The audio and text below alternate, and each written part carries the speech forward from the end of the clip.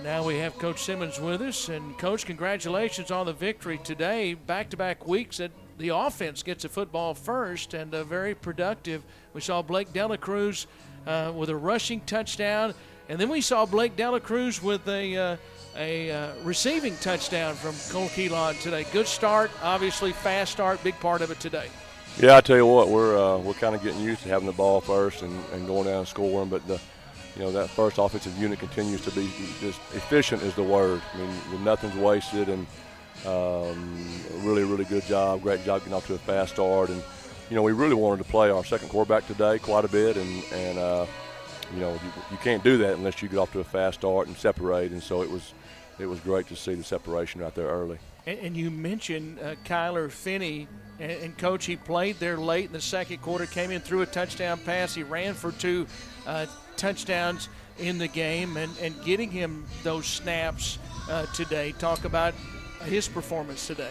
Well, I tell you, we really want to have a long-term vision. I mean, we hope that this season lasts a long time, and as part of that, you get guys hurt, and Malik, who has played dynamite as our second quarterback, just had a real minor injury, and we knew he was going to miss, and so we knew it would be a great chance to get Kyler a lot of work. And it's one thing when you get to go out there and work as get live reps, but you're not going with the ones. And so we want him to go out there and play with the ones. And so for him to go down there and march down and score with the first offense and gain confidence, we think is a big deal for the long-term vision of this football team.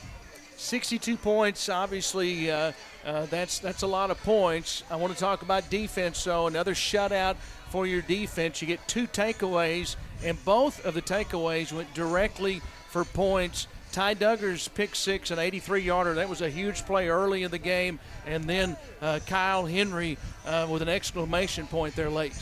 Well, I tell you what, when the defense scores, it's such a huge deal. And, stats are what they are.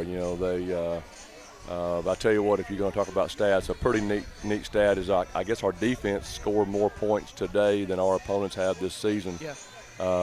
That's pretty awesome. But Ty's a savvy old veteran. He's a playmaker, and he's going to get a lot of postseason honors. And Kyle Henry, he's the exception that we don't play true freshmen around here very much.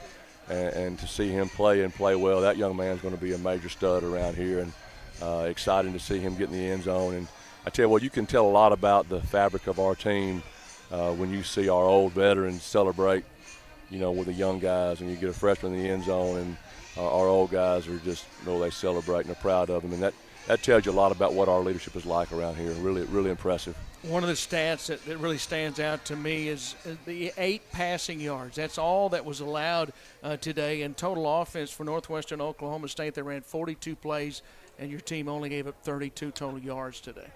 The defense has been so impressive all year. Really, in every phase, we've been impressive, and they just continue to raise the bar. And I tell you, what stands out to me is if you would have been at practice on Tuesday and watched the way the guys work, you would have no idea that we were playing a team that was 1-4 and didn't have a good record. Just the mature approach from the staff and the young men, and valuing every opponent. And also, we talked about in the meeting on Friday, professional baseball play 160-something games. For us, we train year-round, and we have 11 chances to play.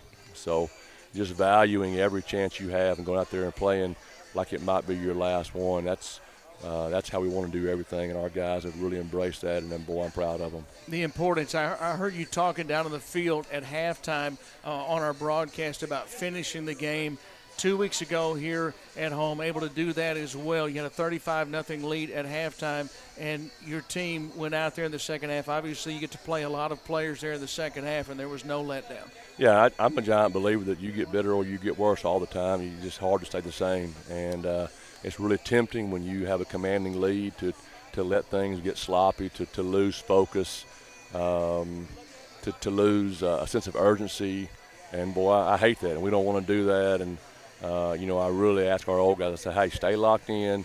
You're in the game or you're coaching a young guy the whole time, and they do a great job of that. And so really pleased with our second half and how many young guys went out there and made plays. The future is is really bright around here. I know it's 1 week at a time, and now next week is on the road at Arkadelphia. I know you'd love to see a lot of Bison fans down in Arkadelphia, and I'm sure they will be there next week for what will be a big battle of two nationally ranked teams. Yeah, I tell you what, Bison fans, we need you guys to come out and get behind these guys. It's a 7 o'clock ball game at their place, which, you know, they never do that. They're obviously, you know, trying to make a big deal out of this ball game, and it is a big deal. You know, two undefeated teams, and in a series that, you know, over the last 10 years has been, you know, really hotly contested, and it's a big night for us, big night for our season. It's a big night for, you know, all the goals that we have in front of us, and I promise you, our fans have been the difference recently in some big games, and